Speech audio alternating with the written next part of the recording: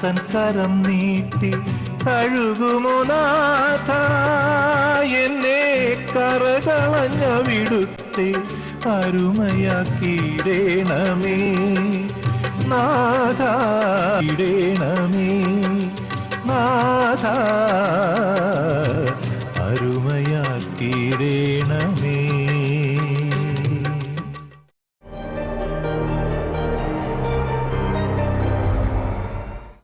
പ്രിയപ്പെട്ടവരെ, പരിശുദ്ധാത്മാവിനാൽ അഭിഷേകം പ്രാപിച്ചുകൊണ്ട് പരിശുദ്ധ പിതാവ് ഈ കരുണയുടെ വർഷമായിട്ട് പ്രഖ്യാപിച്ചു. ഈ കരുണയുടെ വർഷം പ്രഖ്യാപിച്ചപ്പോൾ ഈ ഒരു സത്യം മനസ്സിലാക്കി സാത്താൻ ചില തന്ത്രങ്ങളും ഇതിനോട് ചേർത്ത് തന്നെ മെനഞ്ഞെടുത്ത് വെച്ചിട്ടുണ്ട്. അതിനെക്കുറിച്ച് ബഹുമാനപ്പെട്ട കൊച്ചു മാത്യൂസ് അച്ഛൻ ഇന്നലെ ചില കാര്യങ്ങൾ അതിനെക്കുറിച്ച് പറയുകയുണ്ടായി. പ്രിയപ്പെട്ടവരെ, നമ്മൾ മനസ്സിലാക്കേണ്ട കരുണയുടെ വർഷം പ്രഖ്യാപിച്ചതിന് ശേഷം പല ദേവാലയങ്ങളിലും പല ധ്യാന കേന്ദ്രങ്ങളിലും പഠിപ്പിച്ചു കൊടുത്തുകൊണ്ടിരിക്കുന്ന ഒരു തെറ്റായ ബോധ്യം ഒന്ന് തിരുത്താൻ വേണ്ടി മാത്രമാണ് ഞാൻ ഈ ഒരു മണിക്കൂർ നേരം ഇവിടെ ചെലവഴിക്കാൻ ആഗ്രഹിക്കുക. മറ്റൊന്നുമല്ല, കരുണയുടെ വർഷത്തിൽ പല മക്കളും പ്രസംഗിക്കുന്ന കേട്ടു, പല മക്കളും പല സ്ഥലങ്ങളിലും ചില ബോധ്യങ്ങൾ പഠിപ്പിക്കുന്ന ഇപ്രകാരമാണ്: നീ നിന്റെ ജീവിതത്തിൽ ഏത് പാപം ചെയ്താലും, ഏത് അശുദ്ധി ചെയ്താലും, ഏത് തിന്മ ചെയ്താലും ഒരു കുഴപ്പവുമില്ല, അവസാനം ദൈവകരുണയെ ആശ്രയിച്ചാൽ മാത്രം മതി എന്ന് പഠിപ്പിച്ചു കൊടുക്കുന്ന ചില വ്യക്തികളെ എൻ്റെ ശ്രദ്ധയിൽപ്പെടുകയുണ്ടായി. ഇവിടെ ഇരിക്കുന്ന ദൈവമക്കളോട് എനിക്കിതിൻ്റെ ആരംഭത്തിൽ തന്നെ പറയാനുള്ള ഒറ്റ കാര്യം മാത്രമേ ഉള്ളൂ.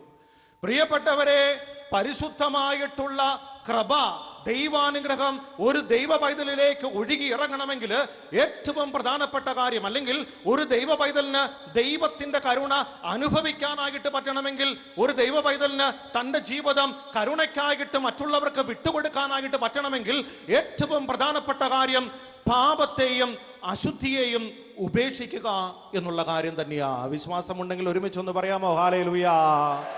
സത്യോടൊന്ന് പറയാമോ ഹല്ലേലൂയാ? ഇവിടെ ഇരിക്കുന്ന ദൈവമക്കളെ ഇന്ന് മനസ്സിലാക്കിക്കേ, ഈ കാലഘട്ടത്തില് സകല മക്കളും നേരിട്ടുകൊണ്ടിരിക്കുന്ന ഏറ്റവും ശക്തമായിട്ടുള്ള 2 അല്ലെങ്കിൽ 3 പ്രശ്നങ്ങളുണ്ട്. ഒന്നാമത്തെ പ്രശ്നമാണ് സകല മനുഷ്യന്റെയും ജീവിതത്തിന്റെ സമാധാനം മുഴുവനും ഇന്ന് തകർന്നുകൊണ്ടിരിക്കുക. നോക്കിക്കേ പ്രിയപ്പെട്ടവരെ, ഒന്നെങ്കിൽ ഭാര്യയും ഭർത്താവും തമ്മിൽ, ഇല്ലെങ്കിൽ മാതാപിതാക്കളും മക്കളും തമ്മിൽ, ഇല്ലെങ്കിൽ ജോലി ചെയ്യുന്ന സ്ഥാപനമായിട്ട്, ഇല്ലെങ്കിൽ അയൽവക്കക്കാരായിട്ട്, ഇല്ലെങ്കിൽ വൈദികരായിട്ട്, ഇല്ലെങ്കിൽ സമർപ്പിതരായിട്ട്, മറ്റുള്ളവരുമായിട്ടുള്ള ബന്ധങ്ങളിൽ മുഴുവനും തകർച്ചലുകൾ, വിള്ളലുകൾ ഇന്ന് മനുഷ്യൻ നേരിട്ടുകൊണ്ടിരിക്കുക. പ്രിയപ്പെട്ടവരെ, എന്തിനു വേണ്ടി ഇന്ന് മനുഷ്യൻ ധ്യാന കേന്ദ്രങ്ങളിൽ പോകുന്നു? എന്തിനു വേണ്ടി മനുഷ്യൻ തീർത്ഥാടന കേന്ദ്രങ്ങളിൽ പോകുന്നു? എന്തിനു വേണ്ടി മനുഷ്യൻ ഓരോ കൺവെൻഷൻ മന്ദിരത്തിലേക്ക് പോകുന്നു? പ്രിയപ്പെട്ടവരെ, ഇപ്രകാരം പോയിക്കൊണ്ടിരിക്കുന്ന ഓരോ ദൈവമക്കളോട് വിളിച്ചു ചോദിച്ചാൽ അവർ പറയുന്ന ഉത്തരം ഇപ്രകാരമാ: അച്ഛാ, ഞങ്ങളുടെ ജീവിതത്തിന്റെ സമാധാനം മുഴുവനും തകർന്നപ്പോൾ അത് അവിടെ ചെന്നാ കിട്ടുമോ ഇല്ലയോ എന്നറിയാൻ പോകുക. നേരെ മറു സൈഡ് ചിന്തിച്ചു നോക്കിക്കേ, എന്തിനു വേണ്ടി മനുഷ്യൻ ബാറിനെ കെട്ടിപ്പിടിക്കുന്നു? എന്തിനു വേണ്ടി മനുഷ്യൻ കള്ളുഷാപ്പിനെ കെട്ടിപ്പിടിക്കുന്നു? എന്തിനു വേണ്ടി മനുഷ്യൻ ജഡിക സുഖങ്ങളെ കെട്ടിപ്പിടിക്കുന്നു? ഇപ്രകാരം പോയിക്കൊണ്ടിരിക്കുന്ന മക്കളോട് ചോദിച്ചാൽ അവരും പറയുന്ന ഉത്തരമാ: അച്ഛാ, ഞങ്ങളുടെ ജീവിതത്തിന്റെ സമാധാനം മുഴുവനും തകർന്നപ്പോൾ അത് അവിടെ ചെന്നാ കിട്ടുമോ ഇല്ലയോ എന്നറിയാൻ പോകുക. എന്ന് വെച്ചാൽ നന്മ ചെയ്യുന്നവരും പ്രാർത്ഥിക്കുന്നവരും തിന്മ ചെയ്യുന്നവരും ജഡിക പാപ സുഖത്തിൽ ഏർപ്പെട്ട് കിടക്കുന്നവരും ലോകത്തോട് വിളിച്ചു പറയുന്നു: ഞങ്ങളുടെ ജീവിതത്തിന്റെ സമാധാനം മുഴുവനും തകർന്നു. പ്രൈസ് ദി ലോർഡ് പറയാമോ ഹല്ലേലൂയാ? പ്രിയപ്പെട്ടവരെ, രണ്ടാമത് ഈ കാലഘട്ടത്തിന്റെ മനുഷ്യൻ നേരിട്ടുകൊണ്ടിരിക്കുന്ന ദുരിതമാണ്, പ്രശ്നമാണ് മനുഷ്യൻ പോലും അറിയാതെ അവന്റെ ജീവിതത്തിന്റെ വിശുദ്ധിയുടെ താളം മുഴുവനും തകരുകയാണ്. എങ്ങനെയൊക്കെ? മദ്യം, മയക്കുമരുന്ന്, പുകവലി, സ്വയംഭോഗം, സ്വപ്രകഭോഗം, വ്യഭിചാരം, ബ്ലൂ ഫിലിം, മോശമായ കാര്യങ്ങൾ കാണുന്നതിലൂടെ, കേൾക്കുന്നതിലൂടെ, പറയുന്നതിലൂടെ മനുഷ്യൻ പോലും അറിയാതെ അവന്റെ ജീവിതത്തിന്റെ വിശുദ്ധിയുടെ താളം മുഴുവനും തകരുകയാണ്. പ്രിയപ്പെട്ട ദൈവമക്കളെ, ഇവിടെ ഇരിക്കുന്ന നിങ്ങളെ സംബന്ധിച്ച് ഇതിലേതെങ്കിലും ഒരു പ്രശ്നം നിന്റെ ജീവിതത്തെ, നിന്റെ കുടുംബത്തെ, ജീവിത പങ്കാളിയെ, മക്കളെ കയറി പിടികൂടിയിട്ടുണ്ട്. എന്തുകൊണ്ടാ പ്രിയപ്പെട്ടവരെ മനുഷ്യന്റെ സമാധാനം തകരാൻ, മനുഷ്യന്റെ ജീവിതത്തിന്റെ വിശുദ്ധി തകരാൻ കാരണമെന്ത്? ഈ കാര്യം തമ്പുരാന്റെ സന്നദ്ധിയിൽ ഇറക്കി വെച്ച് പ്രാർത്ഥിച്ചാൽ തമ്പുരാൻ കർത്താവ് നൽകുന്ന 2 കാര്യങ്ങളുണ്ട്. അച്ഛൻ ദൈവസന്നിധിയിൽ ഈ 2 മേഖലകൾ സമർപ്പിച്ച് പ്രാർത്ഥിച്ചപ്പോൾ ദൈവത്തിന്റെ ആത്മാവ് അച്ഛനെ പഠിപ്പിച്ച 2 കാര്യമാണ്. ഒന്ന്, ഈ കാലഘട്ടത്തിന്റെ മക്കൾക്ക് ദൈവത്തെ സ്നേഹിച്ചു പ്രാർത്ഥിക്കാൻ മാത്രം സമയമില്ല. 2, ഈ കാലഘട്ടത്തിന്റെ മക്കൾ ദൈവിക കാര്യങ്ങൾ മുഴുവനും നിസ്സാരമായിട്ട് കാണാൻ തുടങ്ങി. Price the Lord. പറയാമോ ഹല്ലേലൂയാ?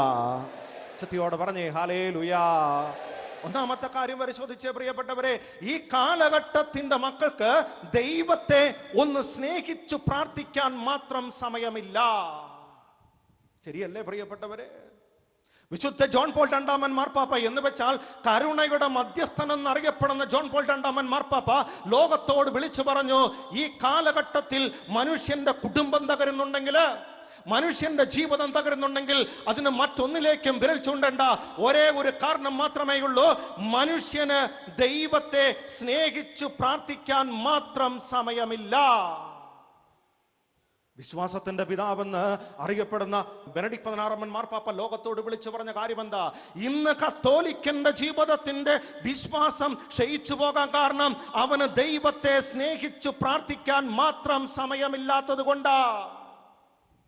ഫ്രാൻസിസ് മാർപ്പാപ്പ, കരുണയുടെ പിതാവ് എന്നറിയപ്പെടുന്ന ഫ്രാൻസിസ് മാർപ്പാപ്പ ലോകത്തോട് വിളിച്ചു പറഞ്ഞു, ഇന്ന് ഈ കാലഘട്ടത്തിന്റെ മനുഷ്യൻ പാപത്തിന്റെ സുഖം തേടി കഠിന പാപികളായി തീരാൻ കാരണം അവന് ദൈവത്തെ സ്നേഹിച്ചു പ്രാർത്ഥിക്കാൻ മാത്രം സമയമില്ല. Price the lord. പറഞ്ഞേ ഹല്ലേലൂയാ. ശരിയല്ലേ മക്കളെ? നിങ്ങളൊന്ന് ചിന്തിച്ചു നോക്കിക്കേ. ഇന്ന് ഈ കാലഘട്ടത്തിന്റെ മക്കൾക്ക് സമയമുണ്ട്. എന്തിനൊക്കെയാ? ഒന്ന് ഭക്ഷണം ഉണ്ടാക്കാൻ, ഭക്ഷിക്കാൻ, TV കാണാൻ, പഠിപ്പിക്കാൻ, ജോലി ചെയ്യാൻ, സ്വാർത്ഥതയുടേതായിട്ടുള്ള മുഴുവൻ കാര്യങ്ങള് വെട്ടിപ്പിടിക്കാൻ, നേടിയെടുക്കാൻ ഈ കാലഘട്ടത്തിന്റെ മക്കൾക്ക് സമയമുണ്ട്. എന്നാൽ ദൈവത്തെ ഒന്ന് സ്നേഹിച്ചു പ്രാർത്ഥിക്കാൻ എത്ര മക്കൾക്ക് ഇന്ന് സമയമുണ്ട്? എന്തുട്ടാ മക്കളെ ദൈവത്തെ സ്നേഹിച്ചു പ്രാർത്ഥിക്കുക എന്ന് വെച്ചാൽ അർത്ഥം എന്താ? നീ മക്കൾക്കൊരു ഗുണമുണ്ട്. എന്താ? പ്രാർത്ഥനയുണ്ട്. പണ്ടത്തെക്കാളും കൂടുതൽ ജപമാല ചൊല്ലാറുണ്ട്, പണ്ടത്തെക്കാളും കൂടുതൽ കരുണക്കൊന്ത ചൊല്ലാറുണ്ട്, പണ്ടത്തെക്കാളും കൂടുതൽ ധ്യാന കേന്ദ്രത്തിൽ ധ്യാനിക്കാൻ പോകാറുണ്ട്, പണ്ടത്തെക്കാളും കൂടുതൽ ബലിയർപ്പണമുണ്ട്. പക്ഷെ എന്തില്ല? ദൈവത്തെ സ്നേഹിച്ചുകൊണ്ടുള്ളൊരു പ്രാർത്ഥനയില്ല. എന്തുട്ടാ മക്കളെ ദൈവത്തെ സ്നേഹിച്ചു പ്രാർത്ഥിക്കുക എന്ന് വെച്ചാൽ അർത്ഥം എന്താ? ദൈവമാർഗത്തിൽ, ദൈവ ഇഷ്ടപ്രകാരം, ദൈവവചനപ്രകാരം, ദൈവത്തിന്റെ ഹിതപ്രകാരം ജീവിക്കാൻ ഇന്ന് ഈ കാലഘട്ടത്തിന്റെ മക്കൾ തയ്യാറാകുന്നില്ല. Price the Lord. പറയാമോ ഹല്ലേലൂയാ? ഇന്ന് പ്രിയപ്പെട്ടവരെ, കരുണയുടെ വർഷത്തിൽ ഈ കരുണയുടെ കോൺഗ്രസ് നടത്തിക്കൊണ്ടിരിക്കുമ്പോൾ ദൈവമക്കളെ ദൈവത്തിന്റെ കരുണ അനുഭവിച്ചുകൊണ്ട് കരുണയുടെ കൂടാരം നീ തീർക്കാനായിട്ട് പറ്റണമെങ്കിൽ നീ ആദ്യം മനസ്സിലാക്കണം, ദൈവത്തിന്റെ ഹിതപ്രകാരം, ദൈവത്തിന്റെ ഇഷ്ടപ്രകാരം, ദൈവത്തിന്റെ വചനപ്രകാരം ജീവിച്ചാൽ മാത്രമേ നിനക്ക് കരുണ വിളമ്പാൻ സാധ്യമാകൂ. വിശ്വാസമുണ്ടെങ്കിൽ ഒന്നും കൂടി പറഞ്ഞേ ഹല്ലേലൂയാ. അതുകൊണ്ടല്ലേ മക്കളെ വചനം പഠിപ്പിക്കുന്നു. മത്തായിയുടെ സുവിശേഷം 7-ാം അധ്യായം 21-ാമത്തെ വചനം പഠിപ്പിക്കുക, കർത്താവേ കർത്താവേ എന്ന് വിളിക്കുന്നവനല്ല, മറിച്ച് എന്റെ സ്വർഗസ്ഥനായ പിതാവിന്റെ ഇഷ്ടം ആര് നിറവേറ്റുന്നവോ അവനാണ് സ്വർഗരാജ്യത്തിൽ പ്രവേശിക്കുക. കുറെ പ്രാർത്ഥിച്ചു കൂട്ടുന്നവരല്ല, കുറെ ജപമാല മാത്രം ചൊല്ലിക്കൂട്ടുന്നവരല്ല, കുറെ കരുണക്കൊന്ത മാത്രം ചൊല്ലിക്കൂട്ടുന്നവർ, മറിച്ച് ദൈവത്തിന്റെ മാർഗം, ദൈവത്തിന്റെ ഇഷ്ടം, ദൈവത്തിന്റെ ആഗ്രഹപ്രകാരം ആര് ജീവിക്കാൻ തയ്യാറാകുന്നവോ അവരാണ് സ്വർഗരാജ്യത്തിൽ പ്രവേശിക്കാൻ സാധ്യമാകുക. വിശ്വാസമുണ്ടെങ്കിൽ ഒന്നും കൂടി പറഞ്ഞേ ഹല്ലേലൂയാ. ഇന്ന് ഈ കാലഘട്ടത്തിന്റെ മക്കൾക്ക് പ്രാർത്ഥനയുണ്ട് പ്രിയപ്പെട്ടവരെ. പ്രാർത്ഥനയുടെ കുറവ് കൊണ്ടല്ലെന്നേ നമ്മുടെ കുടുംബത്തിലേക്ക് അനുഗ്രഹം വരാത്തേ, നമ്മുടെ കുടുംബത്തിൽ സമാധാനമില്ലാത്തതിന്റെ കാരണം പ്രാർത്ഥനയുടെ കുറവല്ല, മറിച്ച് ദൈവമാർഗത്തിൽ ജീവിക്കാൻ നീ നിന്നെ തന്നെ ഒന്ന് വിട്ടുകൊടുക്കാൻ തയ്യാറാകുന്നില്ല. വിശ്വാസമുണ്ടെങ്കിൽ ഒരുമിച്ച് ഒന്നും കൂടി പറഞ്ഞേ ഹല്ലേലൂയാ. സത്യോടെ പറഞ്ഞേ ഹല്ലേലൂയാ. ഒരു കൊച്ചു സംഭവം നിങ്ങളോട് പറയാം പ്രിയപ്പെട്ടവരെ. മറ്റൊന്നുമല്ല, ഒരു 2 വർഷം മുമ്പ് എൻ്റെ അടുത്ത് ഒരു ചേട്ടൻ പ്രാർത്ഥിക്കാനായിട്ടും സംസാരിക്കാനായിട്ടും വന്നു. അദ്ദേഹം എന്നോട് പറഞ്ഞ കാര്യപ്രകാരം, അച്ഛാ, കഴിഞ്ഞ 8 വർഷമായിട്ട് ഞാൻ ഒരു കേസ് നടത്തിക്കൊണ്ടിരിക്കുക. ഈ കേസിൽ എനിക്ക് 1 കോടി രൂപയാ കിട്ടാനുള്ളത്. അച്ഛാ, 8 വർഷമായിട്ട് ഈ കേസ് ഞാൻ മാറി പോയിക്കൊണ്ടിരിക്കുക. എന്തുകൊണ്ടാ അച്ഛാ എനിക്ക് ഒരു അനുകൂലമായിട്ടൊരു വിധി വരാത്തെ? ഞാൻ ഇദ്ദേഹത്തിന്റെ കേസിനെ കുറിച്ച് ചോദിച്ചു കഴിഞ്ഞ് ഇദ്ദേഹം പറഞ്ഞതിന്റെ അടിസ്ഥാനത്തിൽ എനിക്ക് മനസ്സിലായി, ഇദ്ദേഹത്തിന് അനുകൂലമായിട്ട് വിധി വരേണ്ട ഒരു കേസാണല്ലോ ഇതെന്നെ മാറിപ്പോയിക്കൊണ്ടിരിക്കുന്നത്. അപ്പോൾ ഞാൻ ഇദ്ദേഹത്തിന്റെ പ്രാർത്ഥനാ ജീവിതത്തെ കുറിച്ച് ചോദിച്ചു. അദ്ദേഹം എന്നോട് പറഞ്ഞു, അച്ഛാ, ഞായറാഴ്ച ദിവസത്തിന്റെ ബലിയർപ്പണം ഇന്നുവരെ ഞാൻ മുടക്കിയിട്ടില്ല. വീണ്ടും അദ്ദേഹം എന്നോട് പറഞ്ഞു, അച്ഛാ, എല്ലാ ദിവസവും ജപമാല ഞാൻ കുടുംബത്തിൽ ചെല്ലുന്നുണ്ട്. ആ ജപമാല ഞാനാ ലീഡ് ചെയ്യുന്നേ. വീണ്ടും അദ്ദേഹം എന്നോട് പറഞ്ഞു, അച്ഛാ, എല്ലാ വർഷവും ഏതെങ്കിലും ഒരു ധ്യാന കേന്ദ്രത്തിൽ ഞാൻ പോയി ധ്യാനവും കൂടാറുണ്ട്. ഇതൊക്കെ ചെയ്തിട്ടും എന്താ അച്ഛാ എന്റെ ജീവിതത്തിലേക്ക് ഈ തമ്പുരാൻ ഒരു കരുണ വർഷിക്കാത്തെ? പ്രിയപ്പെട്ടവരെ, അപ്പോൾ ഞാൻ ഇദ്ദേഹത്തിന്റെ കുടുംബജീവിതത്തെ കുറിച്ച് ചോദിച്ചു. കുടുംബത്തെക്കുറിച്ച് ചോദിക്കാൻ തുടങ്ങിയപ്പോൾ തൊട്ട് അദ്ദേഹം പതുക്കെ കരയാൻ തുടങ്ങി. കരഞ്ഞിട്ട് എന്നോട് പറഞ്ഞു, അച്ഛാ, കഴിഞ്ഞ 8 വർഷമായിട്ട് എൻ്റെ ജീവിത പങ്കാളി തളർന്നു കിടക്കുക. കെട്ടുപ്രായം കഴിഞ്ഞു നിൽക്കുന്ന 3 മക്കൾ എൻ്റെ കുടുംബത്തിൽ, പെൺമക്കൾ എൻ്റെ കുടുംബത്തിലുണ്ട്. എന്നിട്ട് അദ്ദേഹം പറഞ്ഞു, അച്ഛാ, എൻ്റെ വീട്ടിൽ ജപ്തി നോട്ടീസ് വന്നിരിക്കുക. എൻ്റെ വീട് ജപ്തി ചെയ്ത് കൊണ്ടുപോയ തളർന്നു കിടക്കുന്ന ജീവിത പങ്കാളിയും പ്രായപൂർത്തി കഴിഞ്ഞ എൻ്റെ പെൺമക്കളെയും കൊണ്ടുപോകാൻ എനിക്കൊരു വീട് പോലുമില്ല. എന്നിട്ട് അദ്ദേഹം ഇരുന്ന് കരയുക. പ്രിയപ്പെട്ടവരെ, എനിക്കും ഭയങ്കരമായിട്ട് സങ്കടം തോന്നി. ഞാനും അദ്ദേഹവും ഏകദേശം ഒരു അരമണിക്കൂർ നേരം പ്രാർത്ഥിച്ചും സംസാരിച്ചു കൊണ്ടിരുന്ന് അവസാനം ഒരു 35 മിനിറ്റ് ആയപ്പോൾ അദ്ദേഹം തൻ്റെ ജീവിതത്തിൽ മൂട്ടിവച്ച ഒരു മൂടുപടം തുറക്കുകയാണ്. അദ്ദേഹം മൂടുപടം തുറന്നിട്ട് ഇപ്രകാരമായി എന്നോട് പറഞ്ഞേ, അച്ഛാ, കഴിഞ്ഞ 8 വർഷമായിട്ട് എൻ്റെ ജീവിത പങ്കാളി തളർന്നു കിടക്കുന്നത് കൊണ്ട് ഞാൻ എൻ്റെ മൂത്ത മകളെയാ ഉപയോഗിക്കുന്നത്. ഇവിടെ ഇരിക്കുന്ന ചില അമ്മമാരുടെ വായിൽ നിന്നും ഒരു സ്വരം കേട്ടു. ചിലവരുടെ മുഖമൊക്കെ താണുപോകുന്നതും ഞാൻ കണ്ടു. നല്ലതാ, മനസാക്ഷി ഉണ്ട് എന്നതിൻ്റെ പ്രതീകം കാണിക്കുന്നതാ. എൻ്റെ ചോദ്യതാ മക്കളെ, ആ അപ്പച്ചൻ്റെ ഒരു സൈഡ് എങ്ങനെയാ? നല്ല ബലിയർപ്പണം, ജപമാലയർപ്പണം, ഒപ്പം ധ്യാനം. ഒരപ്പച്ചനുണ്ടായിരിക്കേണ്ട ആത്മീയ മേഖലയിൽ നന്നായിട്ട് പോകുന്നുണ്ട്. എന്നാൽ അപ്പച്ചന്റെ മറു സൈഡോ, ഒരപ്പന് ചെയ്യാൻ പറ്റാവുന്ന ഏറ്റവും മാരകവും മ്ലേച്ഛവുമായ മാരകപാപം. വിടിയിരിക്കുന്ന നിങ്ങളൊക്കെ ഈ അപ്പച്ചനെ വിധിച്ചിട്ടുണ്ട്. എൻ്റെ ചോദ്യം ഇതാ, ഇതിൽ നിന്നും വ്യത്യസ്തമാണോ മക്കളെ ഈ കരുണയുടെ വർഷത്തിൽ കടന്നു വന്നിരിക്കുന്ന ഓരോ മക്കളുടെയും ജീവിതം?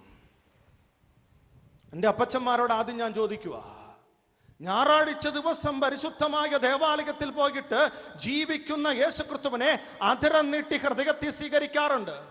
എന്നിട്ട് പരിശുദ്ധ ബലിയർപ്പണം കഴിഞ്ഞ് ദേവാലയത്തിൽ നിന്നും പുറത്തിറങ്ങി വീട്ടിൽ ചെന്ന് മണിക്കൂർ കഴിഞ്ഞപ്പോൾ യേശുക്രിസ്തുവിനെ ഏറ്റവും കൂടുതൽ വേദനിപ്പിക്കുന്ന, നിർവീര്യമാക്കുന്ന, കരയിപ്പിക്കുന്ന മദ്യമെന്ന് പറയുന്ന പാപത്തെ നീ കയറി കെട്ടിപ്പിടിച്ച് ജീവിക്കുന്നുണ്ടെങ്കിൽ നീയും ആ അപ്പച്ചനും തമ്മിൽ എന്തുട്ട് വ്യത്യാസമുള്ളേ? അമ്മച്ചിമാരെ, നമ്മൾ ഞായറാഴ്ച പള്ളി പോകാറുണ്ട്, ജീവിക്കുന്ന യേശുക്രിസ്തുവിനെ നമ്മൾ സ്വീകരിക്കാറുണ്ട്. എന്നിട്ടോ ദേവാലയത്തിന്റെ ജീവിക്കുന്ന യേശുക്രിസ്തുവിനെ അതിരത്തിൽ സ്വീകരിച്ച് 5 മിനിറ്റ് കഴിഞ്ഞ് ദേവാലയത്തിന്റെ പുറത്തേക്ക് ഇറങ്ങുമ്പോൾ ആഴ്ചകളായി, ദിവസങ്ങളായി, മാസങ്ങളായിട്ട് മിണ്ടാതിരിക്കുന്ന ഒരു വ്യക്തിയെ കണ്ടപ്പോൾ ആ വ്യക്തിയുമായിട്ട് നീ രമ്യപ്പെട്ട് സംസാരിക്കാൻ തയ്യാറാകാതെ മുഖം മാറ്റിക്കൊണ്ട് തിരിച്ച് വീട്ടിലേക്ക് പോയാൽ നീയും ആ ചേട്ടനും തമ്മിൽ എന്തുട്ട് വ്യത്യാസമുള്ളേ? മക്കളെ, നമ്മൾ കുടുംബത്തിൽ കുടുംബ പ്രാർത്ഥന ചെല്ലാറുണ്ട്, ജപമാല പ്രാർത്ഥന ഇരുന്നു കൊണ്ടും നിന്നുകൊണ്ടും മുട്ടുകുത്തിയൊക്കെ ചെല്ലാറുണ്ട്. ഒരു സൈഡിൽ ഇപ്രകാരം ജപമാല പ്രാർത്ഥന ചെല്ലുകയും മറു സൈഡിൽ കാണപ്പെട്ട ദൈവമായ മാതാപിതാക്കളുടെ കണ്ണീര് വീഴ്ത്തി അവരെ വേദനിപ്പിച്ച് അവരുടെ അനുസരണക്കേട് കാണിച്ച് അവരുടെ ചങ്ക് പൊള്ളിപ്പിക്കുകയും ചെയ്യുന്ന ഒരു വ്യക്തിയാണെങ്കിൽ നീയും ആ ചേട്ടനും തമ്മിൽ എന്തുട്ട് വ്യത്യാസമുള്ളേ? പ്രിയപ്പെട്ടവരെ, കരുണയുടെ വർഷം പ്രഖ്യാപിച്ചപ്പോൾ തൊട്ട് നമ്മുടെ കുടുംബത്തിൽ കരുണയുടെ ജപമാല ചൊല്ലാറുണ്ടായിരിക്കാം. ഒരു സൈഡിൽ കരുണയുടെ ജപമാല ചൊല്ലുകയും മറു സൈഡിൽ ഏതൊക്കെ ജഡിക പാപങ്ങളുണ്ടോ, പ്രത്യേകിച്ച് സ്വയംഭോഗത്തിന്റെ, സ്വവർഗഭോഗത്തിന്റെ, വ്യഭിചാരത്തിന്റെ, പ്രേമത്തിന്റെ, ചില TV സീരിയലിന്റെ അടിമപ്പെട്ടതിന്റെ ജീവിതമാണ് നീ നയിച്ചു കൊണ്ടിരിക്കുന്നതെങ്കിൽ നീയും ആ ചേട്ടനും തമ്മിൽ എന്തുട്ട് വ്യത്യാസമുള്ളേ? പ്രിയപ്പെട്ടവരെ, നമ്മൾ ഞായറാഴ്ച ദിവസം ദശാംശം ദേവാലയത്തിൽ കൊടുക്കാറുണ്ടായിരിക്കാം. ഞായറാഴ്ച പള്ളിയിൽ പോയി ദശാംശം കൊടുക്കുകയും തിങ്കളാഴ്ച തൊട്ട് ശനിയാഴ്ച വരെ ഏതൊക്കെ തെറ്റായ മാർഗത്തിലൂടെ പണം നീ സമ്പാദിക്കുകയും ചെയ്യുന്നുണ്ടെങ്കിൽ നീയും ആ ചേട്ടനും തമ്മിൽ ദൈവത്തിന്റെ സന്നിധിയിൽ എന്തുട്ട് വ്യത്യാസമുള്ളേ? ഇപ്രകാരമുള്ളവരെ തമ്പുരാൻ കർത്താവ് വിളിക്കുന്ന ഒരു കാര്യമുണ്ട്. മത്തായിയുടെ സുവിശേഷം 23-ാമത്തെ അധ്യായത്തിൽ അച്ഛൻ പച്ചയ്ക്ക് വിളിക്കുക, കപട നാട്ടിക്കാരാ, കപട ഭക്തരെ. വചനം ചേർത്തി പ്രകാരം പഠിപ്പിക്കുകയാണ്, കപട നാട്ടിക്കാരായ ഫരിസായരെ, സദുക്കായരെ, നിങ്ങൾക്ക് ദുരിതം. കാരണം നിങ്ങൾ വെള്ളയടിച്ച കുഴിമാടങ്ങളാ, നിങ്ങളുടെ പുറം ശുദ്ധമാ, അകമോ ചീഞ്ഞു നാറുകയാ. വചനം ചേർത്ത് പഠിപ്പിക്കുന്നു, കപട നാട്ടിക്കാരായ ഫരിസയരെ സദുക്കായരെ നിങ്ങൾക്ക് ദുരിതം, കാരണം നിങ്ങൾ ഭക്ഷണപാനീയങ്ങളുടെ പാത്രത്തിന്റെ പുറം മാത്രം ശുദ്ധമാക്കി, അകമോ ചീഞ്ഞു നാറുകയാ. ഇങ്ങോട്ട് നോക്കിക്കേ പ്രിയപ്പെട്ടവരെ, അച്ഛൻ ഇവിടെ നിന്ന് നിങ്ങളെ നോക്കുമ്പോഴുണ്ടല്ലോ എല്ലാവരെയും കാണാൻ നല്ല വൃത്തിയാ, നല്ല സുന്ദരന്മാര് സുന്ദരിമാരുമായിട്ട് നന്നായിട്ട് അണിഞ്ഞൊരുങ്ങിയാ വന്നിരിക്കുന്നത്. പുറമെ സകല എണ്ണത്തിന്റെയും മേഖല ശുദ്ധ. ചിലവരുണ്ട് കേട്ടോ, വികാരിയച്ഛന്റെ ഏറ്റവും പ്രിയപ്പെട്ടയാളാ, ചിലവര് പ്രാർത്ഥനാ ഗ്രൂപ്പിന്റെ ലീഡേഴ്സാ, ചിലവര് കാറ്റഗിസം അധ്യാപകരാ, ചിലവർക്ക് സമൂഹത്തിൽ നല്ല പേരുള്ള വ്യക്തിയാ. സകല മക്കളും പ്രിയപ്പെട്ടവരെ പുറം ശുദ്ധമാ. പക്ഷെ നോക്കിക്കേ, ഇവിടെ എങ്ങനെയാ ഹൃദയം? ഹൃദയപ്രകാര ഈ ഹൃദയം ശുദ്ധമാക്കാതെ പുറം മാത്രം ശുദ്ധമാക്കി നടക്കുന്നവരെ തമ്പുരാൻ വിളിക്കുന്ന പേരാ കപടഭക്തി, കാപട്യം. Price the Lord. പറയാമോ ഹല്ലേലൂയ? സത്യോടെ പറഞ്ഞേ ഹല്ലേലൂയ, അഭിഷേകത്തോടെ പറഞ്ഞേ ഹല്ലേലൂയ. എന്റെ പ്രിയപ്പെട്ടവരെ, ഞായറാഴ്ച ദിവസം ദേവാലയത്തില് പരിശുദ്ധ ബലിക്കായിട്ട് പോയിട്ട് മുട്ടുകുത്തി കുരിശു വരയ്ക്കുമ്പോൾ തമ്പുരാൻ കർത്താവ് ആദ്യം നിന്നോട് പറയുന്ന കാര്യം, കൊച്ചേ, നിന്റെ കാപട്യത്തിന്റെ മുഖംമൂടി നീ ഒന്ന് അഴിച്ചു വെച്ചിട്ട് ഹൃദയം എന്റെ സന്നിധിയിലേക്ക് സമർപ്പിച്ച് നീ ഒന്ന് അനുദപിച്ചേ. വൈകുന്നേരങ്ങളില് ജപമാലയ്ക്ക് വേണ്ടി കുടുംബത്തിൽ മുട്ടുകുത്തുമ്പോൾ ആദ്യം തമ്പുരാൻ കർത്താവ് നിന്നോട് പറയുന്ന കാര്യം, നിന്റെ കാപട്യത്തിന്റെ മുഖം മൂടി നീ ഒന്ന് മാറ്റിവെച്ചിട്ട് ഒന്ന് എളിമപ്പെട്ട് ഒന്ന് അനുദപിച്ച് നിന്റെ പാപങ്ങളൊന്ന് ഇറക്കി വെച്ചേ. പറഞ്ഞേ ഹല്ലേലൂയാ, സത്യോടെ പറഞ്ഞേ ഹല്ലേലൂയാ, സത്യോടെ ഹല്ലേലൂയാ. അതുകൊണ്ടാ പ്രിയപ്പെട്ടവരെ, തമ്പുരാൻ കർത്താവ് ഏറ്റവും പരിശുദ്ധ ബൈബിളിൽ ഏറ്റവും പ്രാധാന്യം കൊടുത്തിരിക്കുന്ന മേഖല എവിടെയാ? ഹൃദയത്തിന്റെ ശുദ്ധതയെ കുറിച്ച് വചന ഇപ്രകാരം പഠിപ്പിക്കുന്നു. മത്തായിയുടെ സുവിശേഷം 5-ാം അധ്യായം 8-ാമത്തെ വചനം പഠിപ്പിക്കുക, ഹൃദയത്തിൽ ശുദ്ധിയുള്ളവർ ഭാഗ്യവാന്മാർ, എന്തെന്നാൽ അവർ ദൈവത്തെ കാണും. അതുകൊണ്ട് മത്തായിയുടെ സുവിശേഷം 15-ാം അധ്യായം 18-ാമത്തെ വചനം പഠിപ്പിക്കുന്നു, സകല പാപങ്ങളും മുളയെടുക്കുന്നത് മനുഷ്യന്റെ ഹൃദയത്തിൽ നിന്ന്. ദുഷ്ചിന്ത, പരസംഗം, മോഷണം, വ്യഭിചാരം, കള്ളസത്യം, കള്ളസാക്ഷ്യം, പരദൂഷണം, സകല തിന്മകളും മുളയെടുക്കുന്നത് മനുഷ്യന്റെ ഹൃദയത്തിൽ നിന്ന്. ഹൃദയമാണ് ശുദ്ധമാക്കണ്ടേ. അതുകൊണ്ട് ജോയൽ പ്രവാചകന്റെ പുസ്തകം 2-ാം അധ്യായം 12-ാമത്തെ വചനം പഠിപ്പിക്കുന്നു, നിന്റെ വസ്ത്രമല്ല കൊച്ചെ കീറേണ്ട, മറിച്ച് നിന്റെ ഹൃദയമാ. അതുകൊണ്ട് സാമുവേൽ പ്രവാചകന്റെ പുസ്തകം 16-ാം അധ്യായം 7-ാമത്തെ വചനം പഠിപ്പിക്കുന്നു, മനുഷ്യൻ ബാഹ്യരൂപത്തിൽ മാത്രം ശ്രദ്ധിക്കുന്നു, കർത്താവാകട്ടെ നിന്റെ ഹൃദയഭാവത്തിലും. അതുകൊണ്ട് യെശയ്യാ പ്രവാചകന്റെ പുസ്തകം 17-ാം അധ്യായം 9-ാമത്തെ വചനം പഠിപ്പിക്കുന്നു, ഹൃദയം മറ്റെന്തിനേക്കാളും കാപട്യമുള്ളതാണ്, ശോചനീയമാണ്, സ്വയം ശുദ്ധീകരിക്കുക. ജോഷുവയുടെ പുസ്തകം 3-ാം അധ്യായം 5-ാമത്തെ വചനം പഠിപ്പിക്കുന്നു, കുഞ്ഞേ, നീ നിന്നെ തന്നെ ഒന്ന് ശുദ്ധീകരിച്ചേ, എന്നാൽ നാളെ നിന്റെ ജീവിതത്തിൽ ദൈവം അത്ഭുതം പ്രവർത്തിക്കും. പത്രോസ് ലേഖനം 1-ാം അധ്യായം 15-ാമത്തെ വചനം പഠിപ്പിക്കുന്നു, നിന്റെ പിതാവും കർത്താവുമായ ദൈവം പരിശുദ്ധനായിരിക്കുന്നത് പോലെ നീ നിന്നെ തന്നെ ഒന്ന് ശുദ്ധീകരിക്കുക. യാക്കോബ് ശ്ലീഹായുടെ ലേഖനം 1-ാം അധ്യായം 15-ാമത്തെ വചനം പഠിപ്പിക്കുന്നു, ദുർമോഹം ഗർഭം ധരിച്ച ഈ പാപത്തെ പ്രസവിക്കുക. അതുകൊണ്ട് പ്രിയപ്പെട്ടവരെ, തെസ്സലോനിക്ക ലേഖനം 4-ാം അധ്യായം 5-ാമത്തെ വചനം പഠിപ്പിക്കുന്നു, നിന്റെ ശരീരം വിശുദ്ധവും മാന്യവുമായി കാത്തു സൂക്ഷിക്കുക. കാമ വികാരങ്ങൾക്ക് നിങ്ങൾ വിധേയരാകല്ലേ, ലൈംഗികതയിൽ വഴി പിഴക്കല്ലേ, സഹോദരങ്ങളെ വഞ്ചിക്കല്ലേ. അപ്രകാരം ചെയ്താൽ അത് പരിശുദ്ധാത്മാവിനെ വേദനിപ്പിക്കുന്ന പാപമാണ്. അശുദ്ധിയിലേക്കല്ല, കേട്ടെ, അശുദ്ധിയിലേക്കല്ല, മറിച്ച് വിശുദ്ധിയിലേക്കാ ദൈവം നിന്നെ വിളിച്ചിരിക്കുക. ചുരുക്കത്തിൽ, ഹൃദയം ശുദ്ധമാക്കാതെ നീ നിന്നെ തന്നെ വിശുദ്ധീകരിക്കാത്തിടത്തോളം കാലം നിനക്ക് ദൈവത്തിന്റെ കുഞ്ഞാകാൻ, കരുണയുടെ കൂടാരമാകാൻ സാധ്യമല്ല. വിശ്വാസമുണ്ടെങ്കിൽ ഒരുമിച്ചൊന്ന് പറഞ്ഞേ ഹല്ലേലൂയാ, സത്യോടെ ഹല്ലേലൂയാ, നിങ്ങളോടെ ഹല്ലേലൂയാ. ഞാനൊരു കർഷക കുടുംബത്തിൽ ജനിച്ച വ്യക്തിയാ. എൻ്റെ ഡാഡി നല്ലൊരു കർഷകനാ. ഞങ്ങൾ സ്കൂള് ചെറുപ്രായത്തിൽ പഠിച്ചുകൊണ്ടിരിക്കുന്ന സമയത്ത് ക്ലാസ് ഇല്ലാത്ത ദിവസം ഡാഡി ഇഞ്ചി നടാൻ പോകുമ്പോൾ മക്കളെ കൂടി കൂട്ടി പറമ്പിലേക്ക് കൊണ്ടുപോകും. ഡാഡി ആദ്യം പറമ്പിൽ ചെന്നിട്ട് ചെയ്യുന്ന കാര്യം, അവിടുത്തെ ഒരു വലിയ കുഴി ഉണ്ടാക്കിയിട്ട് അതിൻ്റെ അകത്തേക്ക് ഇഞ്ചിയിടലല്ല, മറിച്ച് എൻ്റെ പാവം ഡാഡി ആ പറമ്പിലെ ആദ്യം പുല്ലങ്ങോട്ട് ചെത്തി മാറ്റും, എന്നിട്ട് തൂമ്പയെടുത്ത് കിളയ്ക്കും, അവിടെയുള്ള വേരും കല്ലും അങ്ങോട്ട് മാറ്റും. അതിനുശേഷം വലിയ കൂമ്പൽ കൂട്ടിയിട്ട് അതിൻ്റെ അകത്ത് ചെറിയ കുഴി ഉണ്ടാക്കിയിട്ട് ഞങ്ങളോട് പറയും, ഇതിൻ്റെ അകത്ത് ഇഞ്ചി പതിപ്പിക്കുക. എന്തിനാ എൻ്റെ ഡാഡി ആ പറമ്പിൽ കിടന്ന് ഇത്രമാത്രം കഷ്ടപ്പെട്ടെന്നറിയാമോ? ആ പറമ്പിൽ നിന്നും 100 മേനി ഫലം എടുക്കണം. അതിനെന്താ ആദ്യം ഡാഡി ചെയ്തേ?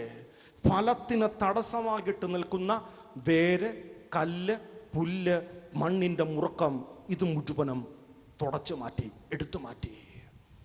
എൻ്റെ പ്രിയപ്പെട്ടവരെ, തമ്പുരാൻ കർത്താവ് നമ്മളെ സൃഷ്ടിച്ചിട്ട് ഒരു കുടുംബത്തിലേക്ക്, ഒരു സന്യാസ ഭവനത്തിലേക്ക് നിന്നെ പറഞ്ഞു വിട്ടിട്ട് തമ്പുരാൻ നിന്നോട് പറയുന്ന കാര്യം, നീ അവിടെ ഫലം ഉളവാക്കണം, കരുണ കാണിക്കണം.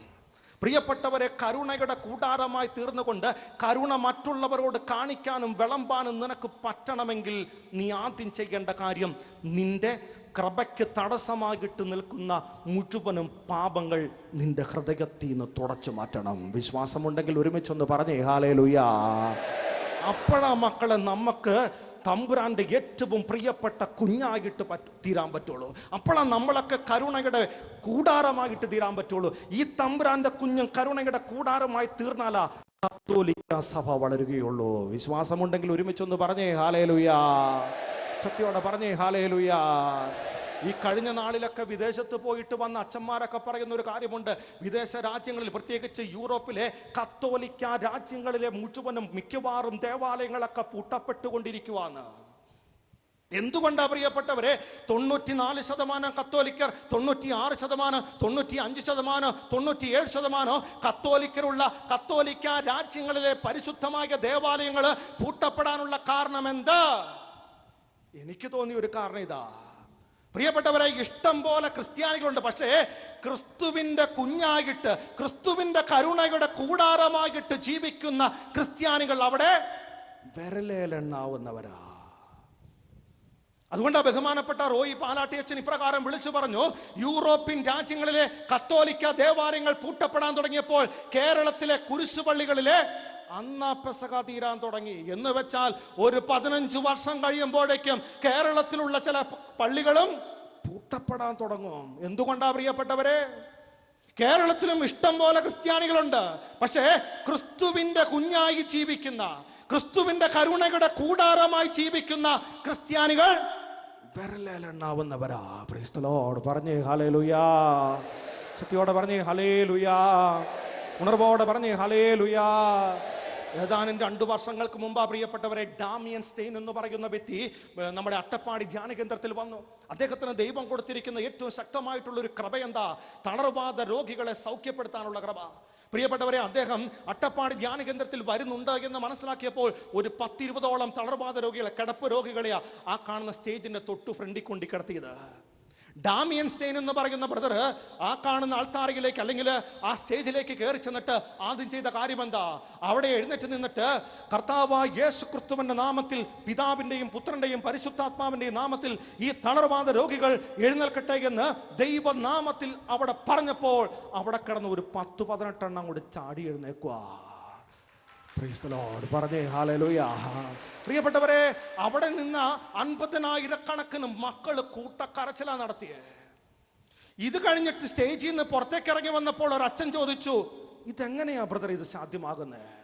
അദ്ദേഹം പറഞ്ഞു, ഉത്തരം ഇതാ, ഞാൻ വെറും കത്തോലിക്ക സഭയിലെ ഒരു അംഗത്വം മാത്രം നേടിയ ക്രിസ്ത്യാനിയല്ല, മറിച്ച് ക്രിസ്തുവിന്റെ കുഞ്ഞായി കരുണയുടെ കൂടാരമായി ജീവിക്കുന്ന യഥാർത്ഥ ക്രിസ്ത്യാനിയാ ഞാൻ.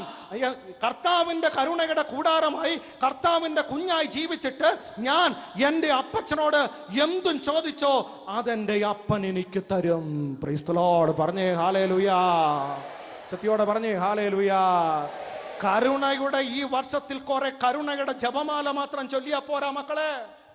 കരുണയുടെ ഈ വർഷത്തിൽ പാപം ചെയ്യാനുള്ള ലൈസൻസ് അല്ല കരുണയുടെ ജപമാല, കരുണയുടെ വർഷം, മറിച്ച് ഹൃദയം ശുദ്ധമാക്കി മാനസാന്തരത്തിന്റെ ഫലം നിന്നിൽ നിന്നും പുറത്തേക്ക് വന്ന് നീ തമ്പുരാന്റെ മുന്നിൽ കരുണയ്ക്ക് വേണ്ടി യാചിച്ചാൽ നിനക്കും നിന്റെ കുടുംബത്തിനും നിന്നിലൂടെ ലോകത്തിനും കരുണ വർഷിക്കാനും കരുണ മറ്റുള്ളവരിലേക്ക് കൊടുക്കാനും കാരണമായി തീരും. വിശ്വാസമുണ്ടെങ്കിൽ ഒന്നും കൂടി പറഞ്ഞേ ഹല്ലേലൂയ. സത്യോടെ പറഞ്ഞേ ഹല്ലേലൂയ. ഉണർവോടെ പറഞ്ഞേ ഹല്ലേലൂയ. അതുകൊണ്ട് പ്രിയപ്പെട്ടവരെ, ഈ കരുണയുടെ വർഷത്തിൽ ആദ്യം ശുദ്ധമാക്കേണ്ട മേഖല നിന്റെ ഹൃദയത്തിന്റെ ശുദ്ധതയാ.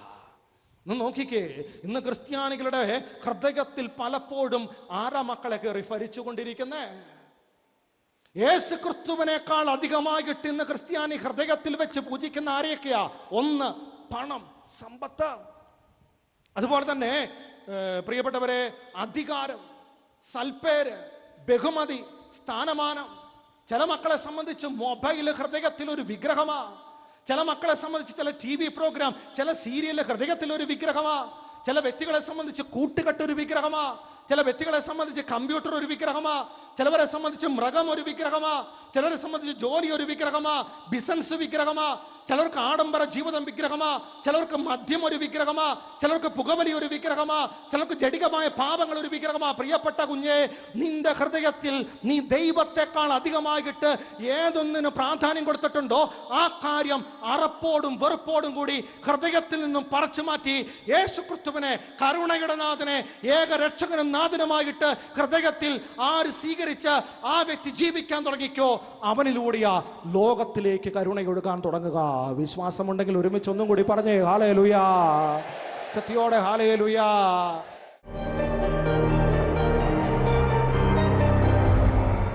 കരുണ തൻ കരം നീട്ടി തഴുകുമോ നാഥ, എന്നെ കരകളഞ്ഞ വിടുത്തെ അരുമയാക്കിയിടേണമേ നാഥ.